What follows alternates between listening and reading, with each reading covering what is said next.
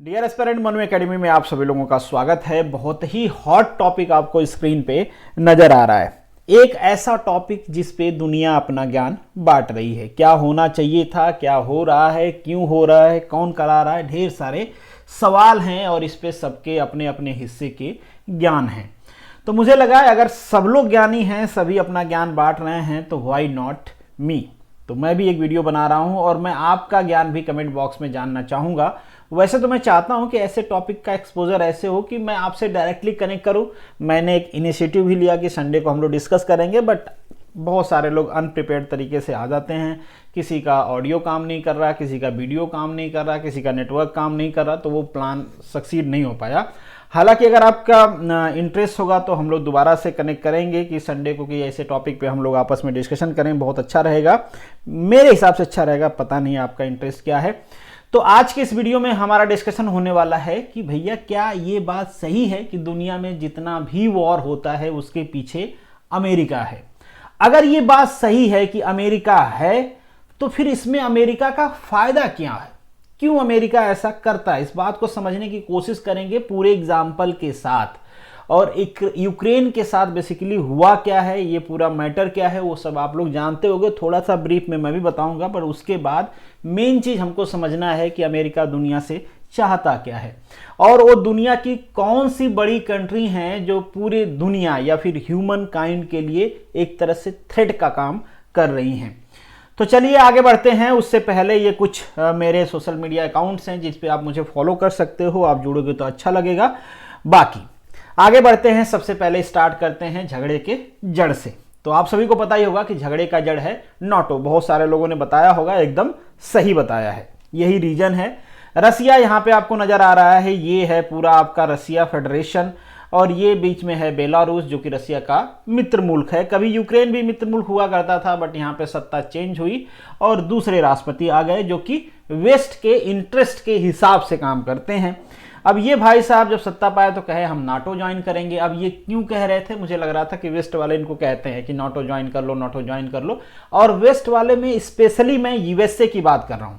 देखो एक बात आपको समझना है कि जो यूरोपियन कंट्रीज है ना, उनके वजह से वर्ल्ड वॉर फर्स्ट हुआ था, वर्ल्ड वॉर सेकेंड हुआ था। तो जो वॉर का प्राइस होता है वो ऑलरेडी पे कर चुके हैं। तो आप लोगों ने देखा होगा कि जो यूरोपियन कंट्री हैं उसमें भी जो मेजर कंट्री हैं लाइक फ्रांस, जर्मनी, यूके, ये जो मेजर पावर्स हैं वहाँ का या फिर सेंटर ऑफ पावर्स कह सकते हो, वो बहुत ज़्यादा बहुत एग्रेसिव यूएसए के जैसे काम नहीं करते हैं कि लड़ लो हर जगह सबको चढ़ाते नहीं रहते हैं। मैं यूएसए को ब्लेम कर रहा हूं, मैं आगे आपको एग्जाम्पल भी दिखाऊंगा, इंडिया के कॉन्टेक्ट में भी आपको एग्जाम्पल दिखाऊंगा।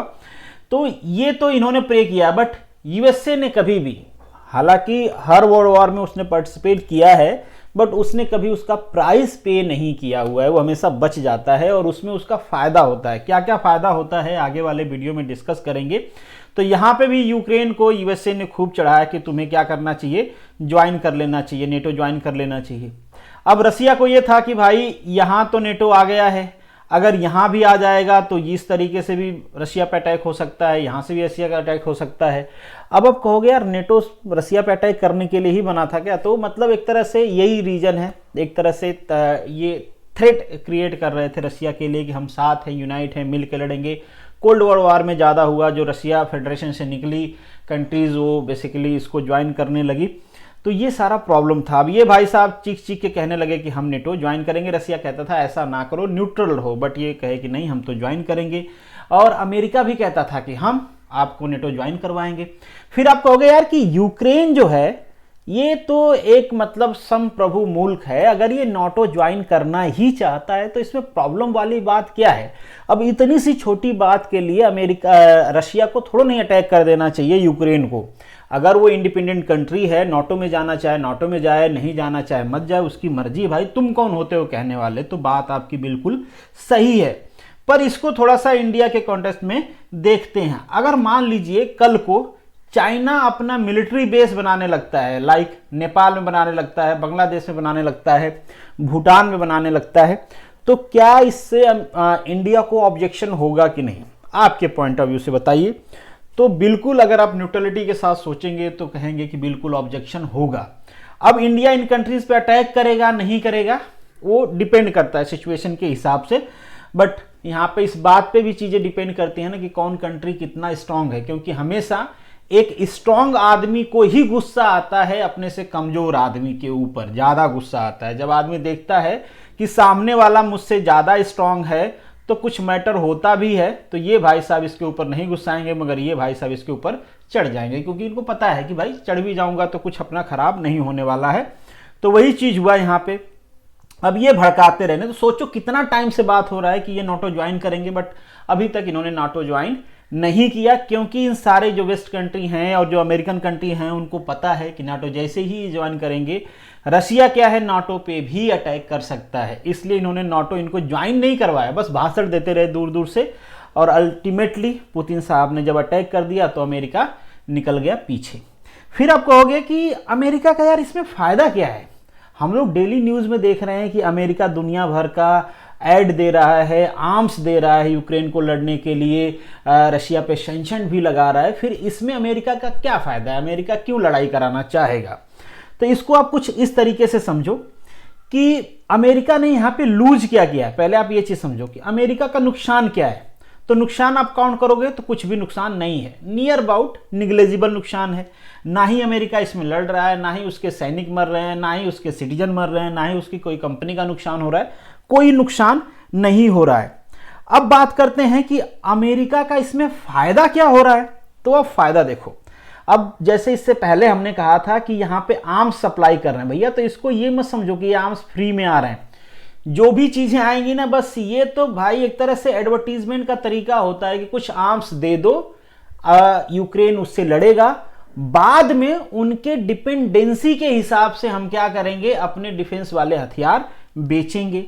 या तो हथियार बेचेंगे, या फिर जैसे जापान और कोरिया के साथ हमने किया है। देखो जापान पे न्यूक्लियर बम किसने गिराया था, यूएसए ने, और आज सिक्योरिटी ट्रीटी है उनके बीच में, यूएसए और जापान के बीच में, यूएसए और साउथ कोरिया के बीच में, नॉर्थ कोरिया शायद इससे पहले मैंने बोल दिया था, साउथ कोरिया के बीच में, कि अमेरिका अगर कोई आपके ऊपर अटैक करता है तो अमेरिका आपकी रक्षा करेगा।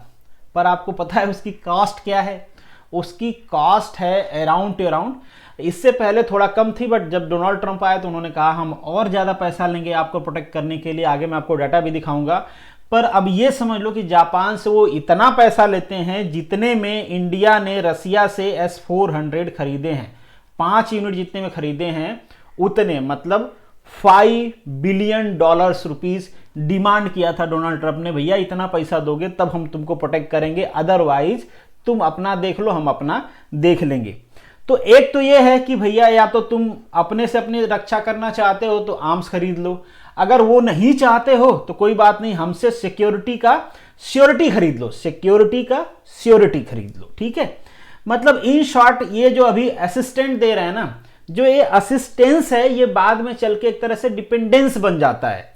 एग्जाम्पल की तरह और समझो आप, जैसे इंडिया है, इंडिया जब से आजाद हुआ, इंडिया के खराब टाइम में भी रसिया ने इंडिया का खूब सपोर्ट किया, और इसी सपोर्ट की वजह से, एक फ्रेंडली कंट्री होने की वजह से हम कंटिन्यूअस रसिया से हथियार खरीदते रहे, और आज हमारी रसिया पे इतनी डिपेंडेंसी है, हमारे पास जो मैक्सिमम डिफेंस के इक्विपमेंट हैं वो रसिया के हैं। और ये कुछ ऐसा है ना कि एक बार आपने जैसे जिस कंपनी की कार खरीद ली, अब कार आपने खरीद लिया, उसका मेंटेनेंस भी कौन करेगा, वही कंपनी करेगी, कोई पार्ट भी खराब होगा तो कौन लगाएगा, वही कंपनी लगाएगी। तो एक बार आपने कार खरीद लिया तो इस कंपनी को आप हमेशा पैसा देते रहोगे। उसी तरीके से डिफेंस इंडस्ट्री भी होती है, क्योंकि उसके बिना आपका काम ही नहीं चलेगा, उसके बिना तो आपकी कार बेकार हो जाएगी, और आपने इतना पैसा इन्वेस्ट किया तो कार तो खराब करोगे नहीं। तो सेम चीज होता है डिफेंस इंडस्ट्री पे, कि एक बार आपने जिसके डिफेंस के इक्विपमेंट खरीद लिए, आप कंटिन्यूअसली उसको मेंटेनेंस चार्ज देते रहोगे, कंपोनेंट चार्ज देते रहोगे, फिर इस मशीनरी को अपग्रेड करने के लिए चार्ज देते रहोगे। तो देखो हमारी डिपेंडेंसी देखो आप रसिया के ऊपर, कंटिन्यूअसली हम हथियार खरीदते हैं और आज तक इंडिपेंडेंट बन ही नहीं पाए। क्यों नहीं बन पाए भाई? क्योंकि हमने कभी टेक्नोलॉजी ट्रांसफर के बारे में सोचा नहीं, जो कि अब थोड़ा थोड़ा हम सोच रहे हैं। तो कुछ इसी तरीके से यूएसए करता है, आपको अपने ऊपर डिपेंडेंट बना लेगा, एक हाइप क्रिएट करेगा। आप देखो इस लड़ाई की वजह से पूरी दुनिया में एक हाइप क्रिएट होगी कि भाई अपनी सिक्योरिटी के लिए आपको डिफेंस, मतलब आपको आर्म्स तो खरीदने पड़ेंगे। अब इससे क्या होगा, जो भी सप्लायर्स हैं उनका खूब भर भर के फायदा होगा, उनकी कंपनियां पैसा कमाएंगी, वो देश फ्लरिश करेंगे। या तो आर्म्स नहीं खरीदेंगे तो फिर अमेरिका से अपनी सिक्योरिटी खरीदेंगे और उसके लिए पैसे पे करेंगे, जैसे कोरिया जापान करते हैं। ठीक है, तो इन शॉर्ट ये सारे बेनिफिट्स हैं यूएसए का। और लॉस क्या है भाई? कुछ नहीं, लड़ रहा है यूक्रेन, नुकसान किसका हो रहा है? यूक्रेन का। नागरिक किससे मारे जा रहे हैं? यूक्रेन का। यूएसए का इसमें क्या ही जाता है? और यूएसए केवल यूक्रेन के साथ ऐसा नहीं करता है, यूएसए सबके साथ करता है, और जो उसके चक्कर में पड़ गया उसको बर्बाद ही होना है। आप देख ही लो, कुछ टाइम पहले पाकिस्तान भी पड़ा था, पाकिस्तान के 2 टुकड़े हो गए। यूएसए आया आगे उसको सेव करने के लिए? नहीं आया, इंडिया ने ही उसके टुकड़े किए। अगर यूएसए आया भी, उसकी एक फ्लीट आई भी थी, तो बीच में रसिया आ गया, कहा कि भैया अब आगे बढ़ोगे तो पहले सामना हमसे और तुमसे होगा। तो इस तरीके के लाई, मतलब आप उसके ऊपर ट्रस्ट नहीं कर सकते हो, केवल अपना फायदा देखते हैं। जहां भी वॉर लड़ते हैं वो, वहां पे उनका फाइनेंशियल नीड होता है, उनका फायदा होता है, बिना फाइनेंशियल एड के वो कहीं वॉर लड़ने ही नहीं जानते हैं। तो पहली चीज की ये आपको डिफेंस सेल कर देते हैं। फिर अब तो ये ऑयल और गैस भी सेल करेंगे, क्योंकि रूस जो सेल करता था ना यूरोपियन यूनियन को, अब वो अमेरिका सेल करेगा। एग्रीमेंट आपके साथ साइन करेंगे, डिपेंडेंट बना लेंगे अपनी इंडस्ट्री के ऊपर, खूब खरीदोगे, दुनिया में खाई पाएगी, दुनिया के लोग खरीदेंगे। और बेचेगा कौन? यूएस बेचेगा। रसिया पे तो सैंक्शन लगा दिया कि वो बेच भी ना पाए बेचारा। चाइना भी बेचता है, चाइना भी बेचेगा, बट मेजर जो पोर्शन होता है वो यूएस या फिर यूरोपियन कंट्री के लोग बेचेंगे। अब मैं जो आपको एग्जांपल दे रहा था साउथ कोरिया और जापान का, यहाँ पे देख पाओगे कितना सैनिक डिप्लॉय है कहाँ पे और कितना डिमांड किया गया है। तो 2017-18 में डिमांड कम थी, उसके बाद डोनाल्ड ट्रंप ने कहा भैया ज़्यादा पैसा दोगे, जैसे कि मैंने आपको बताया कि ये बहुत आगे तक निकल गया है। 5 बिलियन यूएस डॉलर डिमांड किया जाता है कि अगर इतना दोगे तो जाके हम सिक्योरिटी ट्रीटी को कंटिन्यू करेंगे। अभी इन लोगों को उम्मीद है कि जो बाइडन जी आए हैं तो थोड़ा सा निगोशिएशन हो जाएगा।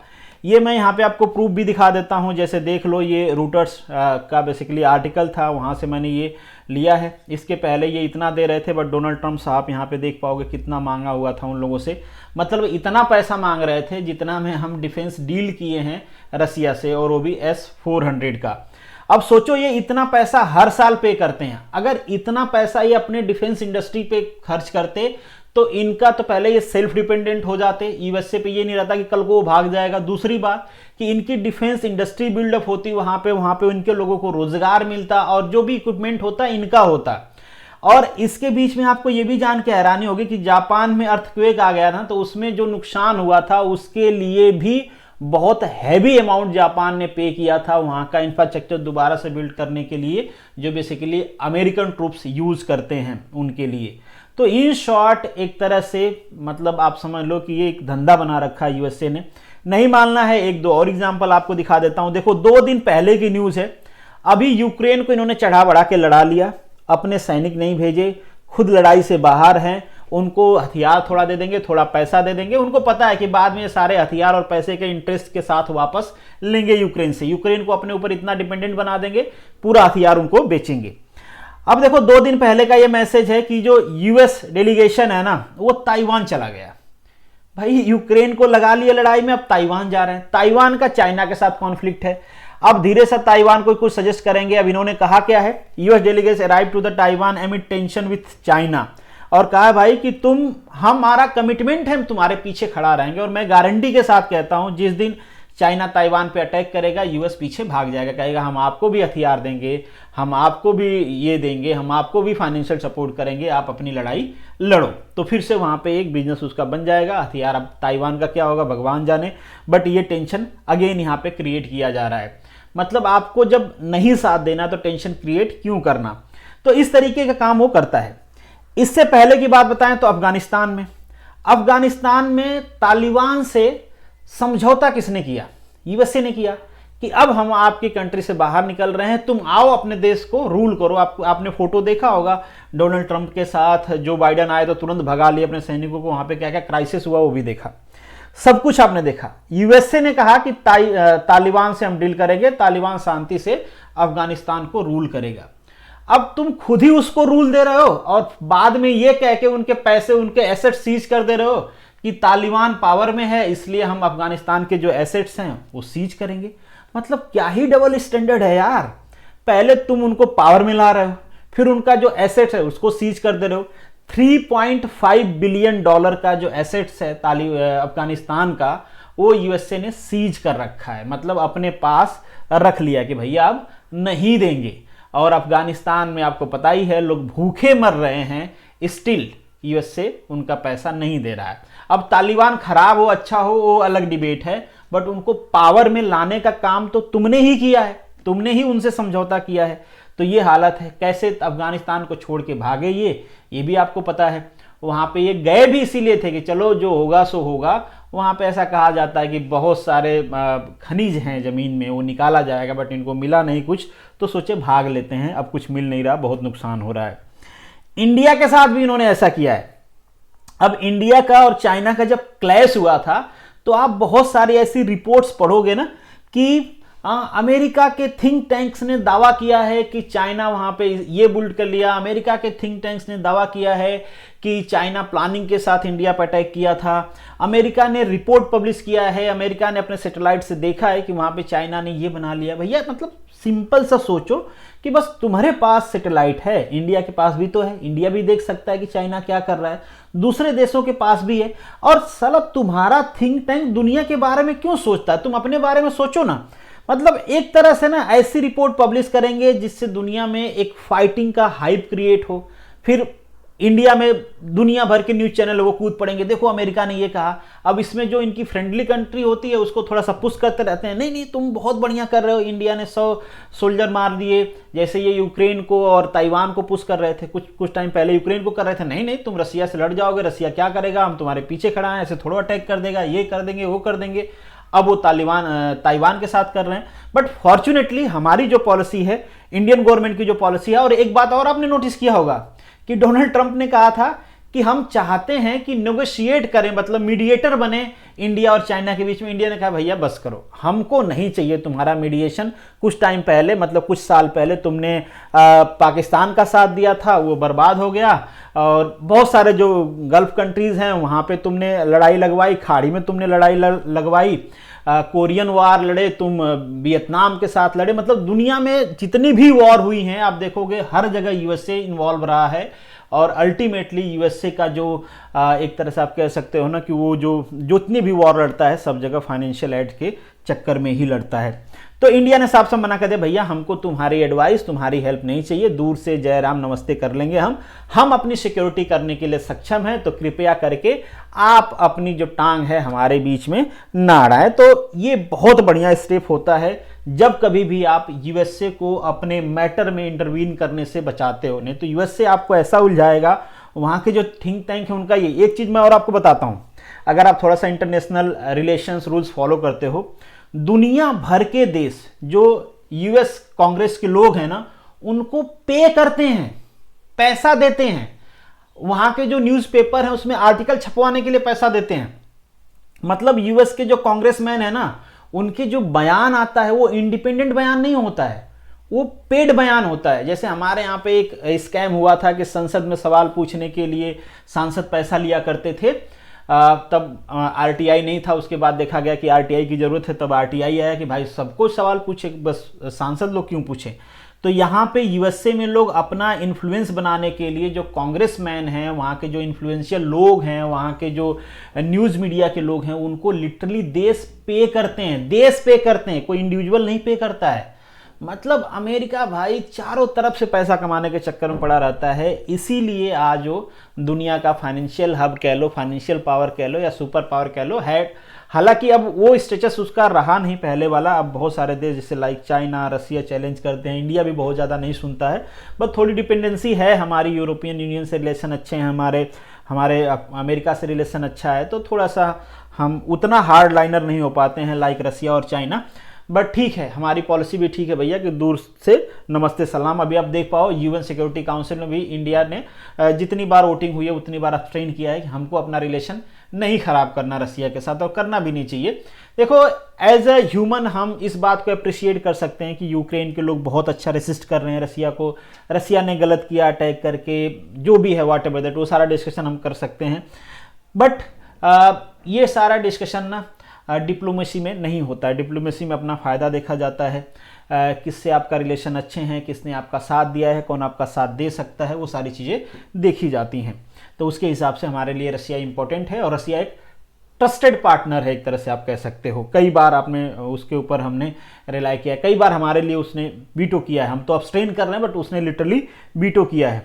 तो यहाँ पे इस वीडियो को मैं ख़त्म करता हूँ। ये तो मेरा ज्ञान रहा, बट इस पूरे मैटर पे आप क्या सोचते हो कि कौन जिम्मेदार है? मतलब इस पूरे फाइट के लिए रिस्पॉन्सिबल कौन है? रसिया ठीक कर रहा है, गलत कर रहा है? इंडिया का क्या पर्सपेक्टिव होना चाहिए? इंडिया अभी तक की जो पॉलिसी है वो ठीक है, खराब है, या उसको चेंज करना चाहिए? उस पर जरूर कमेंट करिएगा, और ताइवान पे भी कमेंट करिएगा कि आगे ताइवान का क्या होने वाला है, मतलब यूएस से उसको कहाँ लेके जाने वाला है। चलिए, this is the end of this video. Thank you so much for watching this. मिलेंगे नेक्स्ट वीडियो में, तब तक के लिए all the best, good luck.